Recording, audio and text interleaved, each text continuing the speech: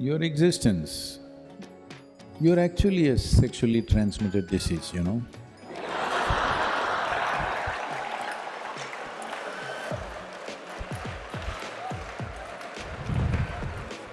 It is the basics of life, you are born because of that, I'm saying. Not your sexuality, somebody else's. So, we are born out of that. Should we end with that? That's a question. It is not about right and wrong, it is not about morality. It is about the limited nature of what it is. Do you want to be stuck in it forever? Or do you want to think, this is all bad, I don't want to touch it? No. I would say, for at least 30 to 40% of the human beings, it is only a passing thing within themselves. But because of social culture, they all believe they must go in that direction. There may be another 30-40 for whom it's a very compulsive need. Another 30-40% are medium, they're like, they need it but not so compulsively. This is the nature of the population. I'm saying this with certain absolute sense of perception about this.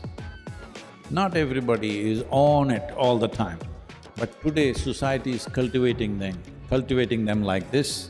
If you're not it, you're not normal. So, what you're essentially saying is, all the yogis of the past were not normal, Gautam Buddha was not normal, nobody was normal except those who are on the pornography sites. Nobody's normal. No, this is highly exaggerated sense of physicality. There is a physical body, it has come into existence only because of somebody's sexuality, isn't it? So, sex as a fundamental instinct in the body is one thing, it residing in your mind is another thing. That is happening because of a certain level of culture around you. That is happening because of somebody told you it is a sin, you should not think about it. It is just that there is a dignified way of conducting it.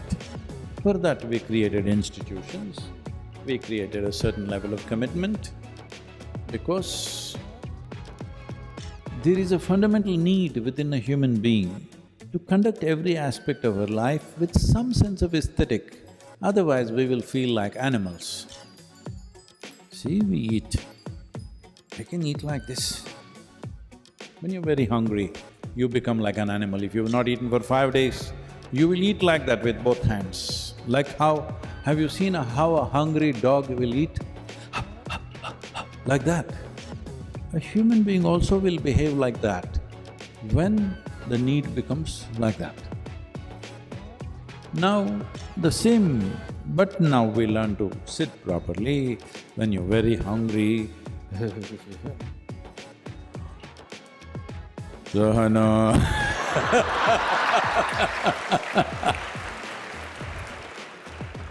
some brahmachari is showing you his lung power.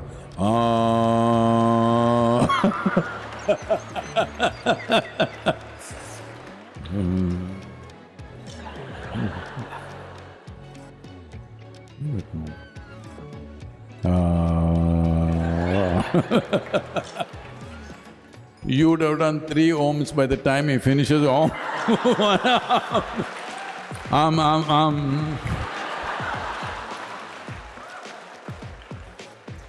Because when something is very needed for you, just if you wait 2 minutes, you will see what is compulsive becomes conscious. Food, sex, sleep and death. These are 4 things which are compulsive. A human being distinguishes himself or herself from animal nature just by conducting these aspects of life also consciously. That is when If you do these things like any other creature on the planet, the moment you see somebody like that, you say, "Oh, it's like animal, isn't it?" So, instinctually, there is a certain compulsiveness, but you have an intelligence which can make you conscious and conduct that aspect of life consciously. If you don't do that, then you see every day you're hearing about rapes and brutality and all kinds of things. It's the same desire he has that any other man has, but he cannot conduct it in an aesthetically correct way, in a dignified way, that his compulsions overtake his intelligence. So, first thing is, leave this nonsense about it being a sin, it being wrong, morality. That's not the point. The important thing to understand is the limited nature of what it is. There are many people who cannot stop eating. Hello?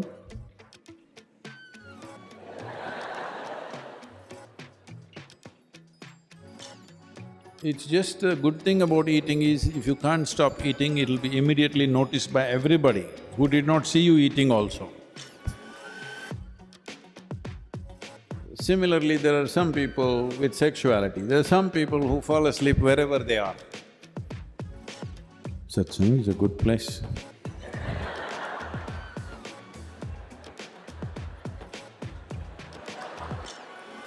It's happening, it's okay. So, this is the fundamental thing. These basic instincts that we have in our bodies of food, sex, sleep and death, when you conduct these four things consciously, that is when you are a human being, including death, I'm saying. That is when you are a genuine human being. Otherwise, it's an evolutionary lapse. So what can I do, Sadhguru? It's evolution. No, that is the whole thing. Once you become a human being, evolution is by choice. Will you evolve or will you not? When you were a monkey, you did not choose to become human, but once you become a human being, what kind of human being do I want to be is your choice. At a certain moment of compulsion, you may think, I don't have choice. No, you have choice. You have not learned how to exercise that choice. Still instincts are there, but you can conduct it by choice, not by compulsion. That's the difference. All of you are born out of sex, but should you live for this for the rest of your life? This is a choice. This is a choice. It is an element of your body, it is not the whole of it. It is an element of who you are, it is not the entirety of who you are. Essentially, it is a longing. What we long for can be transformed, isn't it? When you were a child, you were longing for a peppermint. As you grow up, you long for something else. Right now, you're a young adult, you're longing for something. But longings keep changing, isn't it? This longing, will it change by the compulsions of time, or will it change by choice, by conscious choice? It is not about, you must give up this, you must give up that, you must become like this, you must become like that. There are also ways for that. That one who wants to transcend can transcend. It is not a giving up. If you transcend, you are free from everything. But the most important thing is, even when you're in it, are you a conscious choice or are you a compulsive animal? This is the thing, because the essential difference between a human being and animal is their instinctive reaction to life. We are a conscious response to life. Exercise that. It's all right, you don't have to feel guilty, you don't have to feel, oh, I'm sexually driven, so I'm not spiritual. You're driven, so you can make it into spiritual process.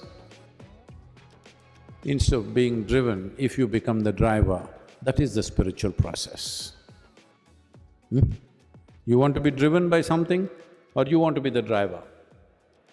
If you are the driver, that is the spiritual process. Namaskaram.